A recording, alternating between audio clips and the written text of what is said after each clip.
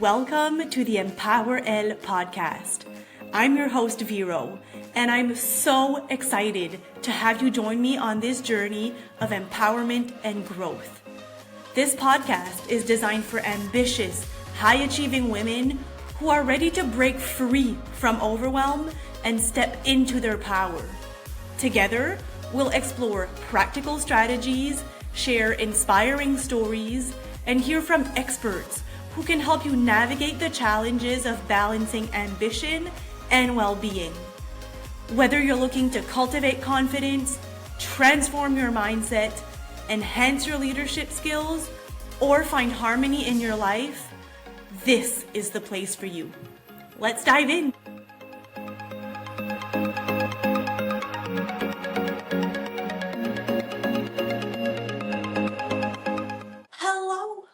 Welcome to the EmpowerElle podcast. I'm so glad that you're here to listen to something that could shift the way that you lead and live. Today, we have our very first guest, and it's a very important guest. It is my husband, Alex. Welcome to the podcast. Thank you. Happy to be here. I'm so excited. So I wanted Alex to be my first guest because there's really no better way to learn more about my life, about how I got here, than to interview you, because you've been by my side for a whole lot of it. So to give a little bit of background to everyone, we started our relationship as high school prom date. So I was 17, you were 18, just because I'm born a little bit later in the year. And when we got to prom, all of the teachers looked at us with big eyes, thinking like, what the hell are they doing together? Because we were very different people, especially in school. You are very outgoing and love to talk to everyone. And I used to be very shy and not talk to anyone at all. I wouldn't say I'm shy anymore, but I'm still definitely introverted. So I don't love to be in big crowds and necessarily have to have like small talk with people, and you will talk to anyone who will listen. Is that right? Well said? Sounds good. Yeah, sounds fair. So today we're going to talk a little bit about kind of our relationship, how it started, how we got here, and then we'll talk a little bit about our careers and how we manage all of it together. So anything you want to add before we kind of jump in? No, can't wait to get started. Okay. So let's go back in time. We're going to start about our journey together. And what would you say we were like at 17 and 18 years old? Ooh, that's a great question. We were very different. Yep. I was the class clown that just got through high school and didn't really give a shit about grades, or a pass was a pass. I didn't really know where I was going. I was going to UNB to go study engineering, so I already my marks were already high enough that I didn't need to worry too much about that. So, and then you were the exact opposite, little Miss Goody Two Shoes, the homework always done. Absolutely. Yeah, we were different people back then, but as soon as you remove the school environment, we were already much more compatible. Yes. I always say, like, in school, like, you were here and I was here, and in real life, we're, like, here. Yeah, and not only in school, but even now, like, in a public setting. Like, if we're out somewhere, I turn up my social game, my interaction with people, and then yours kind of tones down amongst a group. Yeah, and even like I have to turn it up a little bit to be with people, but it's not the same. Like I have to me, I have to tone it up, but I guess it's like my personality tones down, maybe. No, it's like weird to describe, but yeah. It's a fun thing to think back that far, right? We were then, yeah. We were, and we're still different people today, and obviously we're different than we were back then. But we've always been very different people. Yeah, we have. Which works somehow. All right, so what has surprised you the most about us growing together? Because if we think about it, we were kids. I mean, at 17 and 18. And so we've been together our whole adult lives. Like, we started our relationship as we had nothing. We always say everything we've built together, whether it's your thing or my thing. Like, we were together through everything. So we definitely grew up together and became adults together. Yeah. We learned how to do life together. Absolutely. Yeah. The most surprising is probably how smooth the path was. Because it's not very often. Like, it's very seldom where the big breakouts or the big arguments and usually that leads to miscommunications and then relationships falling apart. But we seem to have a healthy way of communicating with each other and airing our shit and getting over it. And it's surprising that we haven't gone through more challenges. That's very true. Like, I know I hear from a lot of my friends who, like, obviously it's not typical for us to, this is our only relationship, right? Like, we've both never had a boyfriend or a girlfriend before us. And you'll often hear people obviously learning through their first relationships how to communicate and what's gone wrong. And then they've been able to apply that to their forever person, if you will. And we've kind of learned that together. Yeah. But without ever having, like, I mean, we argue, like, we're human, but without ever having, like, a big blow up or anything like that. So it's definitely different. Yeah, it's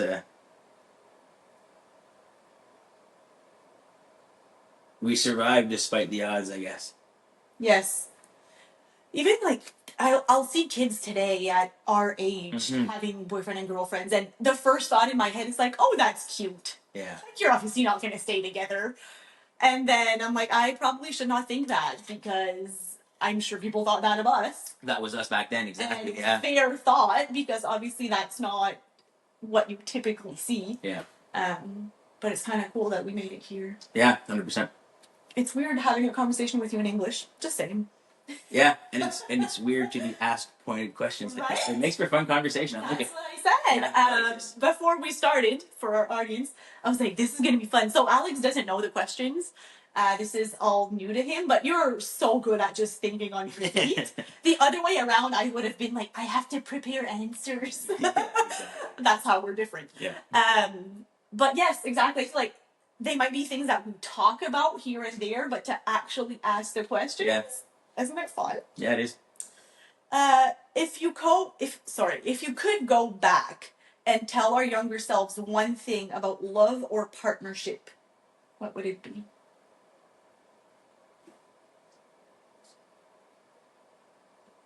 Don't sweat the small stuff. Oh, I love that.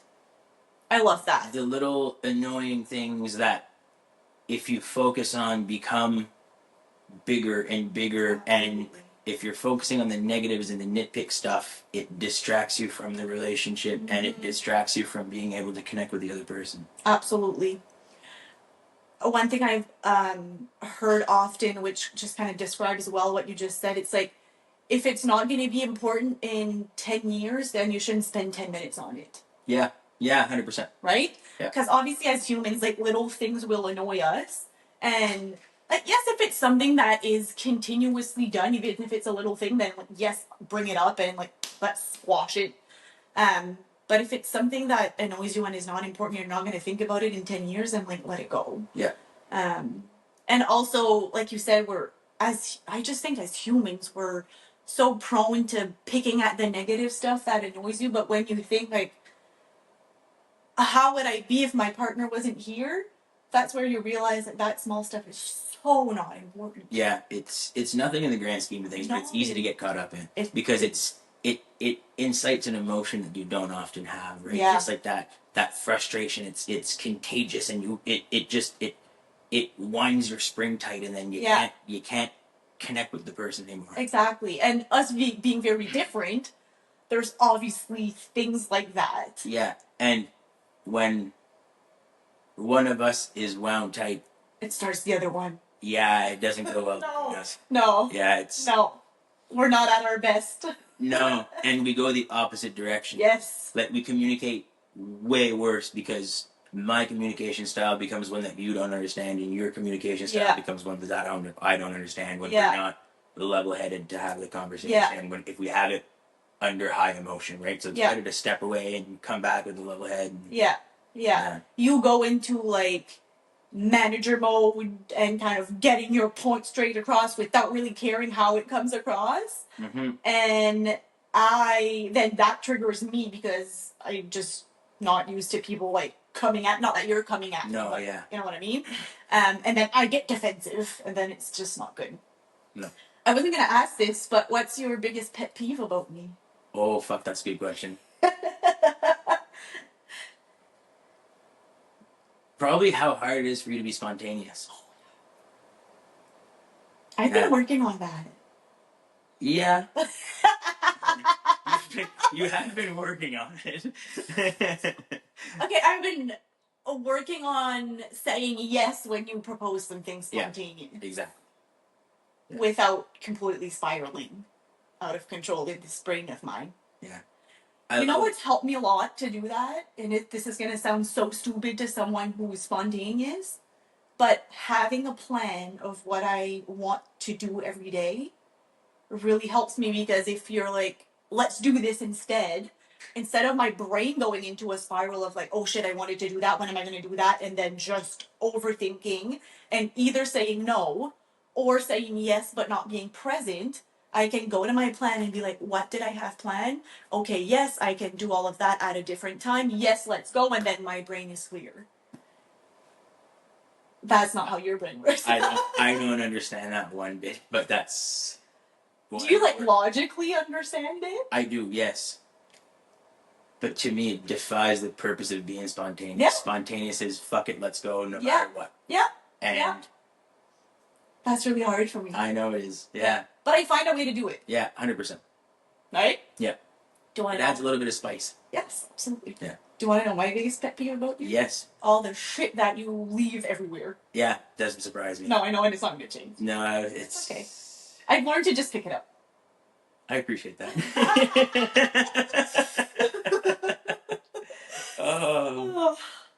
I do something and then I get distracted and my brain's going 100 miles a minute, and just flat surfaces are not good for me. I remember I asked you this years ago. You obviously don't remember this. I was like, do you like do it on purpose to annoy me? And you were like, no, I don't realize at all that I do it. And just that to me was like, oh, okay. Like, no, you're not doing it to piss me off. You say I wouldn't remember that. I do remember that because it was I remember because there was a big change, because I used to often wonder what frustrated you. Yeah. And you would never tell me because it was something you've said before and you felt like it wasn't worth saying again. But I didn't know. Yeah. And to me, like, it's so easy and so obvious that you didn't put the rat in the garbage that it kind of felt like he's just doing it to piss me off. And then when you said that, then it made it easy for me to be like, just put it, like, for me to just put it in the garbage. And it doesn't annoy me because I know you don't do it on purpose. You don't even see it. Yeah, I tend to rush through things. Yeah. Yeah. That's why you have a kitchen bitch. Yes, exactly. At some point I'll have to tell them what the kitchen bitch is. Yeah. I mean, I probably should do that now because it's going to sound weird. So Alex loves to cook and is a great cook, but is a messy cook. Yeah. I hate cooking. I mean, I do it during the week to keep us alive because you work late. But we do enjoy, like, I shouldn't say we. You enjoy, like, on a Saturday night, making a good meal, spending time in the kitchen, having a glass of wine at the same time. There's one time, I'm like, sit on the couch, I'll do it for you. I saw the kitchen after, and I was like, never again. We are never doing this again. So we call me the kitchen bitch. So I'm in the kitchen at the same time, and I just give you what you need, put things away, and clean up as you go so that it's not a complete disaster after. Yeah, it just keeps all in the mess as we go. Exactly. Yeah, as I'm doing stuff in pans and dishes and everything else, it's great. Yeah, I'm never, ever letting you again be like, sit on the couch and I'll do it for you. It was a nice gesture. Not worth it.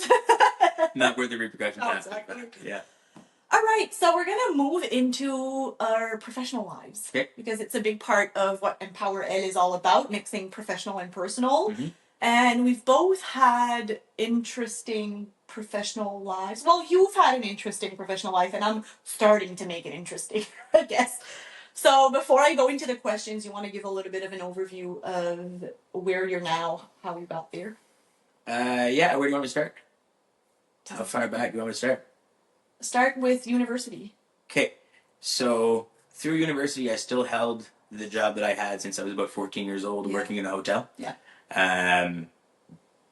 That was kind of what I grew up in, working in a bunch of different departments, and I owe a lot of who I am today to that building because Oh, yes. I always say the inside of a hotel is like a little micro society. There's different departments and different pieces that work together, and when you work a lot of them, you quickly learn how to read people and read the room in order to be able to be versatile because the departments run so differently one from the other, and you have to show up a different way to each job to be good at it. And I always wanted to be good at what I did, right? Yeah. So you quickly learn to adapt and pivot and have that game face and put that game face on when you're at work and just zone in and forget everything else and go, right? So I was at the hotel, first position out of university. I was a front desk manager for another hotel in town. And you studied management. Yeah, so at University of Moncton did a bachelor's in business with a specialty in management. From there, I went to sell life insurance for a while. I forgot about that part. Yeah, that was that job probably showed me a taste of success because it was a very the company was very much so ran by people that weren't afraid to flash their money. So it very much showed that the opportunity was there to make a lot of money, and it kind of it really showed me like, holy shit, like, yeah, people can do this. And there were a few people in the office that were, you know, driving the nice cars, had the big houses, had their lives figured out at a young age. Yeah. Right? When I remember when I started that job, I kind of, you know, the goal was to be a millionaire by the time I was 30. Yeah. I continued in that career path because some guys had done it ahead of me, and I always think that if someone else has done it, if I put myself to it, I can probably do it too, right? You've had that goal for a long time. Yeah, I have. Yeah. I don't know why. It's a number that. It's one of those things people always say your first million is the hardest one to make. So I can't wait to cross that. Yeah. Yeah. Did that for a while, kind of wore its welcome out when traveling all the time on the road and traveling all over the province and put miles on the car and just not having fun anymore with it. Yeah. Was jumped into a role at a car dealership selling cars. You enjoyed that. I love that. That was probably one of my favorite jobs. I was only there for 8 months, and the guys always gave me a hard time because I showed up in April and I left in October, so I never had to do a winter. Because the sales guys were responsible for going up and starting all the cars and taking the snow off all the cars and moving all the cars in the yard when it snows, right? So the guys always gave me a hard time that I never did the shitty part of being a car salesman. You were like, fuck that. Yeah, 100%. I saw this coming. I was like, nope, not fucking happening. No, that was a lot of fun because the dealership where I worked, a lot of guys had their recurring business, and I was one of the only young guys there. So I kept busy. Like all the new clients walking through the doors. If I was sitting somewhere, the guys would come get me. Yep, there's a new client in the showroom. Like they didn't need the new client. Exactly. So I kept busy and I really enjoyed it because once again, you're kind of just learning to know someone real quick, and you've got to quickly understand what the person wants and adapt your pitch to that. Yeah. So it really sharpens your instinct. Because people have their guards up when they're going to buy a car because you're the sleazy car salesman. Yes. So people have their guards up, and you got to be able to read through the guards in order to be able to talk to them properly and close the deals, right? It's when you're able to lower the barriers when you can close the deals. The faster you can get someone to open up and talk to you and tell you what they need, the easier the job is. Yeah. After that, I went to a building supply company. Mm-hmm. As a start off as a salesperson, moved on to a regional director role, managing 3 branches, 2 in New Brunswick, 1 in Montreal. So I was flying to Montreal every 2 weeks for a couple of days, kind of oversaw the operations for 3 branches, and was also still doing sales in the Moncton area. And then Before you continue, like, I think for that part of your career, like, it sounds like a lot, and it's not a super long time period. Yeah. I think for the first part of your career, you moved around a lot because you're someone who loves to be challenged, learns really quickly, so isn't challenged for a very long time, and doesn't like to always do the same thing. So I feel like every job you had, you loved it, you had the challenge, you learned it really quickly, and then you're like, all right, I know everything, I'm bored. I wouldn't say I already know everything, I'm bored, but what I would say is, other than after the life insurance place, Yeah. I never went looking for a job. Jobs fell in my lap. Yes, Jobs that were is offered true. to me. That is true. And I'm never one to say no. I'll always listen when an offer comes by, Yeah. because you never know what might be the right one. Yeah. And my 2 last jobs came about that way. Yeah. Yeah. So the building supply, they came to see me when I was working at the dealership and offered me the role. Yeah. And then where I'm now at CPM, funny story is, on November 10th, 2019, I was going goose hunting the next day and it snowed. So I needed white sheets as camouflage, because our camouflage is all camel colored and it snowed in the field, so we needed sheets. So I called my father, who was the general manager of a hotel, to go grab some stained sheets out of their storage area to use for hunting. And I met the owner of the company that I started working for. We had about a 2-hour conversation in my father's office about this, that, and everything. Just really got along and spoke the same language right away. That gentleman was the contractor doing the renovation at the hotel at the time. So the hotel was under renovation. My father was the GM. This gentleman was the contractor doing the renovations of the hotel. So about 20 minutes later, I'm in the car driving to my next sales call. My father calls and says, "Hey, that was a job interview, right?" I said, "Yeah, I kind of got that feeling." So about an hour after that, I get a text from a number I don't have in my phone. "Hey, this is so and so. Really enjoyed our chat. Why don't we meet for a coffee on Saturday at Tim Hortons?" So went for a coffee on Saturday. We chatted for about an hour and a half. He made me an offer. I accepted his offer, gave my notice on that Monday, and then started on December 4th, 2019, working for CPM. And that was the same year that I started working at the corporate job I'm at now. And I had just gotten my promotion to manager. That's right. Right before then, because November, so the corporate job where I'm at now, October is our year end. So in November is when we do the year end period. So it's a very stressful period. And the year end was my first month as manager. Are you sure it was the same year? Oh, yes, I am sure. Okay. So that's when I started going like insane, basically. It was at the beginning of my downfall. When you switched. So there was a lot of changes happening in our household. And it's funny how the stars align, because I took a pretty severe pay cut at the time. Yeah. Because of the role I was going for. But in that conversation with Tim Hortons, there was already talk of him looking for a succession partner. Yeah. So I, for whatever reason, in my gut, knew I had to take this job, and the position he was offering was not worth the salary I was making where I was at. So took a significant pay cut. Yeah. And I remember your promotion kind of made up. It was at the same time. At the same time. Exactly. Our household didn't go down by much. Like, I took a pay cut for more than what your pay increase was at the time, but it was it softened the blow. Yeah, quite a bit. So it allowed me to go there.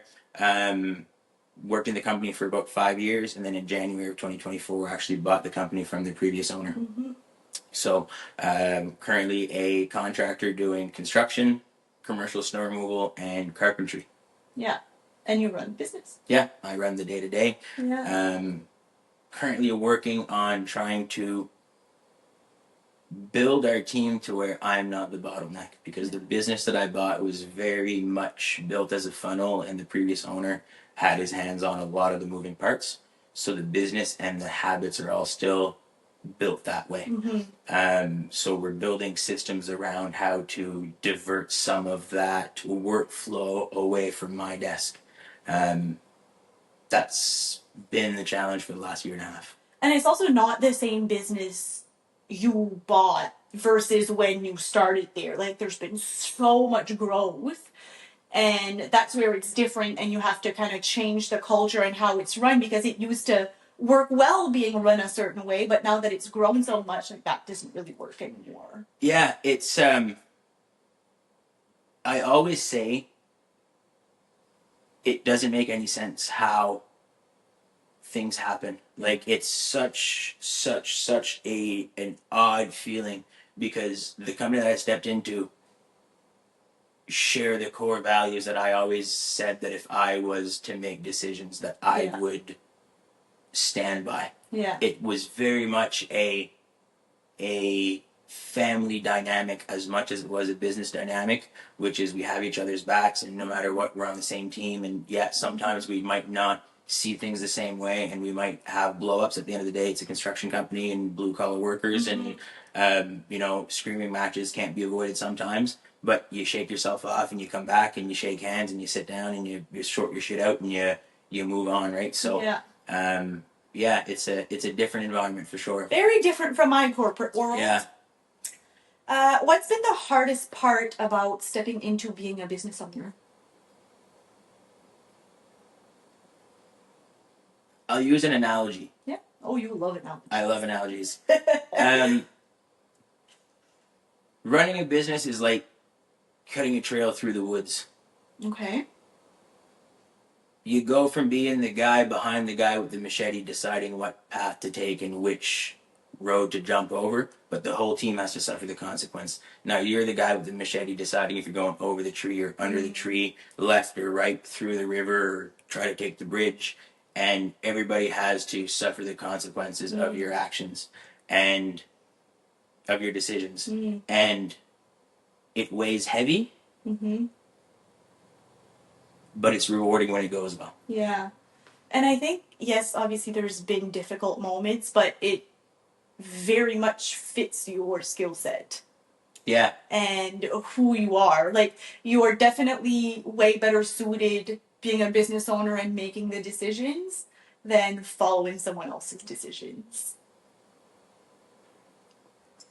Yeah, I'm learning to grow into that, but I would agree. And I used to say to the previous owner, and I've said to him out loud, when I would see things that I wanted to change, until I became a business owner, when I would bring suggestions forward, it would be difficult. And I used to say to him, I'm not going to fight with you to improve your business. So if you don't think it's a good idea, that's fine. Yeah. I'm going to put it aside and we're good. So it very much is... It's difficult to find the barometer of what is an impulsive decision and what is a good one when you're used to having somebody to answer to. Yeah. Where you can throw ideas and you know it's going to go through an objective lens. Yeah. Now, if it's my idea, if I decide to send it through a lens, it's different than being the final decision maker. Yeah. Like, I see, when people bring stuff forward, I look at it in a completely different way than if it's my own idea, even if I talk to somebody else about it. That makes sense. And even if you put it through someone else's filter, you being the business owner, they're probably a little less... They might not... What's the word I'm looking for? Like, they might not say no if they don't agree, because you're the business owner. And I know you don't have a team of yes people around you. No. But it's still a different dynamic. It is a little bit different, but I like to think, and I hope I hope I'm not naive in thinking so, but one of our non-negotiables is that transparency is everything, and we don't hold a punch. That's what we're known for amongst our clients, amongst our co-workers, amongst the people we work with. At the end of the day, we say what has to be said, and none of us hesitate to do so. I agree. And to me, that's one of the secrets, because nobody has drama or bullshit, and that's how it's so easy to have each other's back. Yeah. Because we don't talk behind each other's back, we talk in each other's faces. Yeah, you have a great team. You talked about this a little bit, but how do you handle the pressure of taking over a company with so many people depending on you? And I know it's something we've talked about a little bit. You care about your people a lot, which is so amazing as a business owner, but it obviously comes with a burden too. So how do you handle that? Day by day, the best I can. Yeah. That's a hard question to answer. You're catching me in the feels here. I know. It's such a good quality though that you have, that you're actually, you hear so many business owners talk the big talk about putting people first, and you actually do it. Like, I see it on a daily basis of all of the phone calls that you have with people, and you not only talk the talk, you walk the walk of doing things for your people, and you're so great at it. And I know that you also do feel that burden sometimes. Yeah, it's a balancing act. It is. And what was the question? What's my secret to handling it? I think so. Yeah, how do you handle the pressure of taking over a company with so many people depending on you? I do everything I can to stay in touch with myself. And there are some times where I throttle back, and there are some times where I will leave my phone on my desk and go for a 20-minute drive. Yeah. If I am not ready to handle what's coming at me, I will step away to gather my thoughts and my emotions and bring myself back down before making a decision that'll be emotional or irrash. But trying to listen to my body when I'm getting close to tapping out. Yeah. There have been times where I've pushed hard, and sleepless nights and overnights and 13 hours of sleep in a week. Those ones there, you just go into survival mode, and everything else turns off, and luckily you're in the background to pick up the pieces, and I can only do that because I know that the household is taken care of, and I can give every bit of what I have to the business when it needs it, and then do my best to make up for it when things are okay in the business, and I can be home and spend time with you and doing things around the house. I think we're good at knowing when there's periods of hustle and when it's needed, and it's not like you always have weeks like that for no reason. Well, not for no reason, but you know what I mean. Like, when weeks like that happen, I can very easily be like, yes, I see what's happening, it's fine, it's gonna come back to normal. But there's definitely been ups and downs, which is absolutely normal. Like, it's not a normal job where you're like, I clock in from 9 to 5 and I don't bring anything home, and that's it. Yeah. Right? So there's two other things. I try not to bring the negative home. Yeah. If I talk about work a lot of times, I talk about the positives, because those are the ones that I want to rehash at night. I don't want to hash the negative stuff. And I try not to bring work in the front door. So you see me sit in my truck for two hours or 3 hours. When I get home, I leave the office and think everything's good. Shit goes sideways on the way home, whatever. I can be on the phone for 2 or 3 hours. I won't do work inside the house. Yeah. I'll go out on the front deck. I'll go into my truck. I'll go into the garage out back. Yeah. I have that space at home where I do very little, answering an email here and there, a text message, but it's not work. No. I don't do work at home. Yeah. And that physical barrier helps me flip the switch. Right? When I walk through that front door, I can take a breath and know, okay, I'm not working anymore. I can let go, and I've done everything I can, and I can't feel guilty about letting go, or else I'm disappointing someone else. Yeah. So it's just that breath that I can take when I get home usually gives me what I need to keep going. Yeah. Yeah. And I think there's days where we're really good with that balance, and there's days where we're still working on finding that balance, because to your point, you don't want to bring work home and you don't want to bring the negative stuff home. But there's definitely been periods where there was a lot of difficult, heavy things happening. and I also don't want to not know what's going on. Yeah. Right? Because I can actually read it all over you if it's really heavy on you, and I don't want to just be completely in the dark and have no idea and not know how to support you. So it's like, yes, I want to know what's going on, but you're also not great with like a 5-minute story. So it's like nothing or 3 hours. Yeah. And I am not a night person, and you typically work late. So I'm also not great at starting a 3-hour conversation at 9 p.m. at night when you can finally let go and start having that conversation. So I think there's parts of that that we're still working on figuring out, but we've made it here. Yeah, 100%. Yeah. It's easier to get lost in a story when it's positive, right? And because I bring the positives home, that's why it's easy to ramble, because a lot of days it hasn't been easy for the last year and a half. We've gone through some struggles, and we've climbed some hills that were difficult, and I don't often say this about my business, but we've faced some adversity that a lot of businesses will never face in the past year and a half, in the first year and a half of being a business owner. We've come out the other side okay. Yeah. But it's been a wild ride, and it's been up and down, and dealing with the day to day, putting out fires nonstop. There are days where I don't sit at my computer. No. So when I get home and I start talking about something positive, and then something else that happened during the day positive comes up, it's like it's a way for me to see the forest through the trees, that there is good happening. What gets filtered to me is all the shit that's sideways. Yeah. So I'm seeing all the negative stuff, and that's what consumes my day. And it's so easy to get lost in that. So sometimes when I start talking at night about the positive stuff, it's like, oh, and that, and that, and that, and that. But it's the stuff you forget, because it's not the stuff that a lot of bandwidth goes to. Yeah. Because it's good. It's usually a touch point. Hey, this is going well. Okay, perfect, awesome. Yeah. And I forget about it right away because it's good. Yeah, exactly. That's not where my focus is. Yeah, you don't need to put attention to it. Yeah, exactly. Yeah. And I'm very much someone in the evening who, like, I'm good, and then I hit a wall, and then I'm not. Yeah. So you'll talk, and then I'm invested, and I'm into it, and then all of a sudden I'm like, I cannot do this anymore. We have to stop talking about work. So we're still figuring that out. Yeah.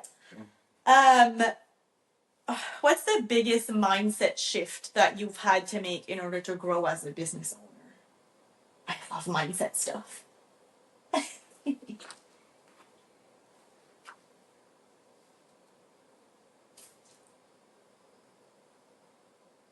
Not waiting till something is perfect to implement it, and accepting that things won't all go the way I want, and it doesn't mean that it's wrong or worst or anything. To let go and not micromanage, which is difficult, because it's a fine line, because a lot of what I know I've learned by, I don't want to say micromanaging, but maybe micro-observing. Yeah. I go deep into the processes to kind of learn the business, because the business I bought, I'm not an expert in one of the three things that we do. So I bought the business having about 7 years of experience in the industry, but some of our key players have more experience than than my age. They've been at it longer than I've been alive. Yeah. So I'm always learning. Yeah. And when a problem comes up, I tend to micromanage it, because I learn from it, and it's hard for me to let go once I'm invested in a problem. Yeah. So that's probably one of the bigger challenges, is going down the rabbit hole, solving a problem that's small, and not seeing other bigger problems around, because I'm so focused on making that one perfect. So if I can get 2 things to 90% with the same amount of energy, instead of getting 1 to 100, that's what I've got to be doing. Yeah. But it's hard to let go with 10% left. Yes. Yeah. I love that answer. All right, we're gonna move a little bit into how we navigate life and business together, and we've talked about it throughout the rest of our conversations.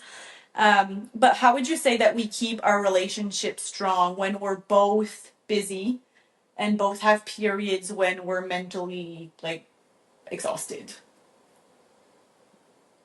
Keeping in touch with each other, I think, like you said earlier, it's important to understand when the other person's not there. Mm-hmm. Right? Does that make sense? I don't say not there, but you know, there used to be times where I'd come in the door absolutely exhausted and you're standing there and bombarding me with questions, and all I've done all day is answer questions and solve problems, and I just want to give you a hug. Yeah. And take a load off. Yeah. And I don't want to be hit in the face with those right away. Yeah. And learning to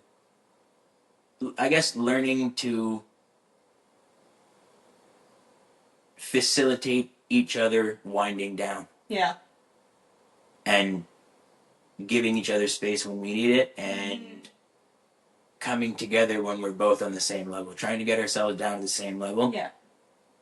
So that the time we spend together is quality time. Yeah. And it's not just fluff. When we're both wound down is when we spend the best quality time together, and that's when we really reconnect and charge our relationship battery. Yeah, and we don't unwind the same way. No. And we're not, like, our peak times are very different as well too, so we've definitely had to find ways to make that work. But yeah, I agree, and I think, yes, communicating those things are really important, but also the advantage of being together for so long is that there's a lot of stuff that we can see and figure out without it actually being said. And yes, it's important to say it, but there's a lot of things that we can just kind of pick up on at this point. I mean, when we've been together for half of my life, it's, you know. Yeah. You get to know these little things. Yeah. How would you say that we support each other's goals when it might be scary, risky, hard to understand? So I think to give a little bit of context, like obviously when you bought the business, it's obviously, I mean, you bought an already successful business, but it's still risky. You are buying a business and it's an asset heavy business, and we're not going to talk about money, but you bought a business. And everything's on the line. Yeah. And like we said at the beginning, everything we've built together. So as much as it's you buying a business, we're in this together. Mm-hmm. Even if I have no part to do in the business, technically, legally, all that. And then at the same time, I'm being like, I want to not do this corporate job anymore, and I want to start a business from scratch. And it's not a capital heavy business to start from scratch, but at the same time, I get to a point where it's like, okay, if I don't have more time to put in it, then it's never going to grow.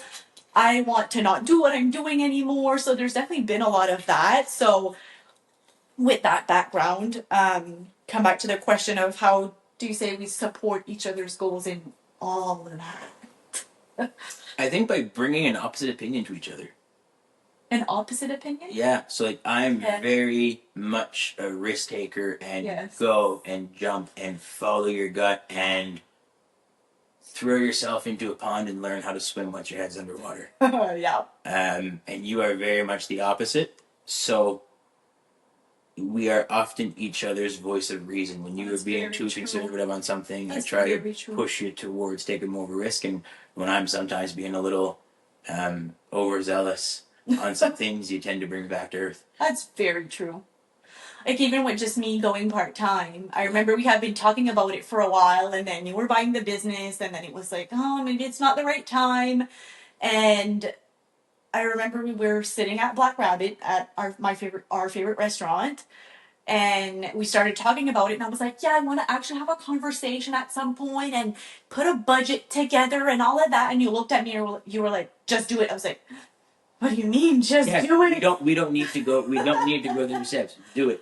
But that was so scary to me, and I am now part-time, and I mean, it just takes a long time in the corporate world for that to actually happen, but I wasn't ready to start the conversations at my corporate job to ask to go part-time until you were like, just do it. And I was like, what do you mean just do it? I can't just do it. Well, no one else is going to do it for you. No, but you're so right. So I agree. That's a really good point. That was especially easy one for me though, because Yeah. it was good for both of us, because now we have better time together because you're not filling your weekends and your evenings working on your business. When I come home, or when I manage to have some time off on the weekend and you're working on that, it's a little frustrating. It was frustrating for me at times. We had an opportunity to spend time together and it was being taken away, and I supported what you were doing, so the only obvious answer is to delete the corporate job. Like, that's where the time has to come from. Yeah. For me, it was the money side of it that scared me. I mean, being an accountant, I love to have a budget and know everything that's happening, and I'm not a risk taker, so that was definitely scary. But like, I know deep down, logically, that we're always gonna figure it out. But it's definitely a scary step for me. I am not embarrassed to say that I don't know what our current personal finances look like. No, I know. Nor have I known for probably the last 6 months. No, I know.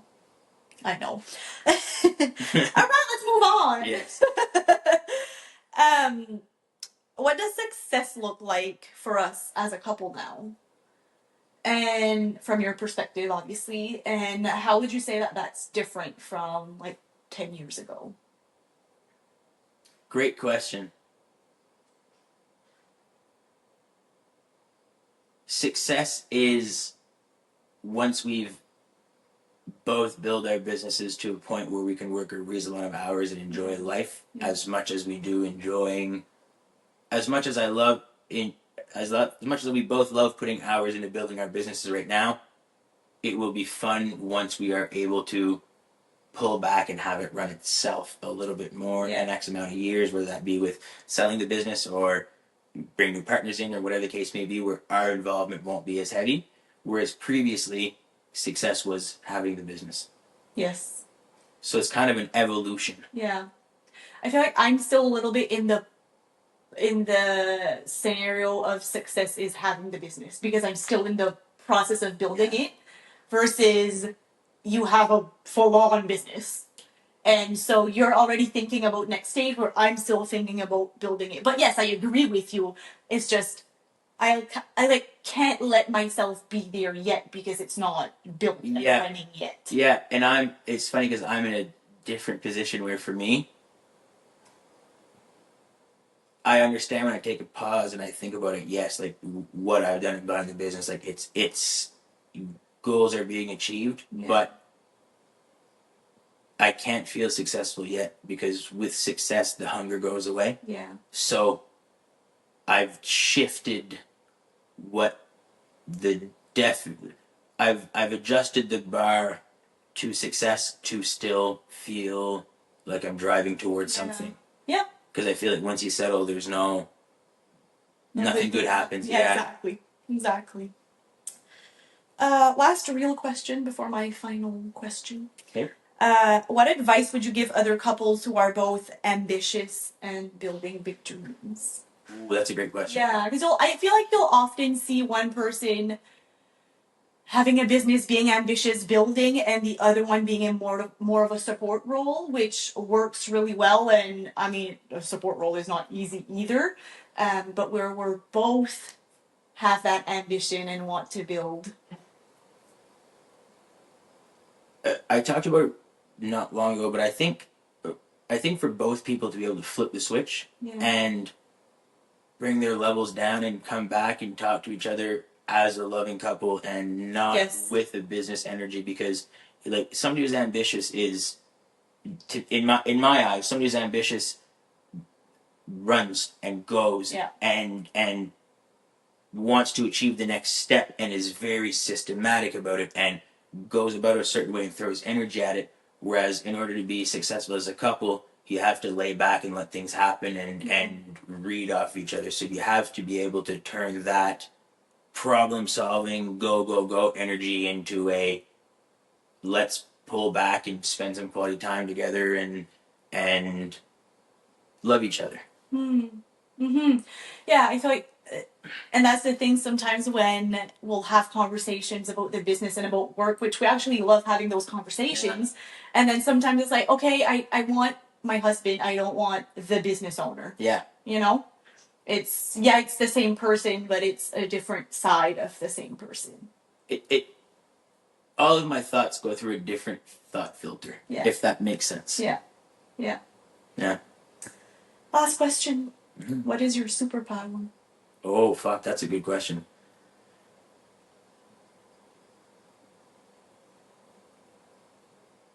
My ability to draw on previous situations to solve problems. I joke around that I have a little librarian in my head, and I picture an old man on an old fucking rolling ladder with like 3 stories of file folders, and that guy is on point because I can randomly remember super weird things from 10 years ago that helped me get through a problem or solve something, and not even necessarily directly related sometimes, but will be a close solution to something or draw from that idea. My brain functions very well under the pressure of solving problems. Yeah. Do you want to know what I would have said that your superpower was? Yes, I'd love to. Your ability to read people. That's a good one too. Yeah. You're just full of superpowers. Wouldn't go that far. Thank you so much. Thank you. This was a lot of fun. Here for doing this. You'll have to come back. I sure will. Anytime. I mean, you're just here in our living room with us. So yeah. Thank you. If ever you're short a guest, let me know. Sounds good. Filler guest. Exactly. Thank you. I love you. I love you too. This was so fun. Okay, so to our audience, keep choosing yourself, your vision, and your values. That is real power. I hope you have an amazing day, and I will see you in the next episode. Thank you for tuning into the EmpowerElle podcast. I hope today's episode inspired you and gave you practical insights to help you navigate your journey as an ambitious, high-achieving woman.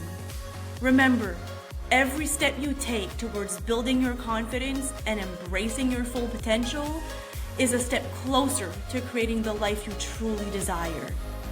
If you enjoyed this episode, please take a moment to subscribe, rate, and review the podcast on your favorite platform. Your support helps us reach more women who are ready to step into their power and live their best lives. Don't forget to join our community on social media for more resources, tips, and inspiration. Until next time, lead with power and live with wellness. You are unstoppable.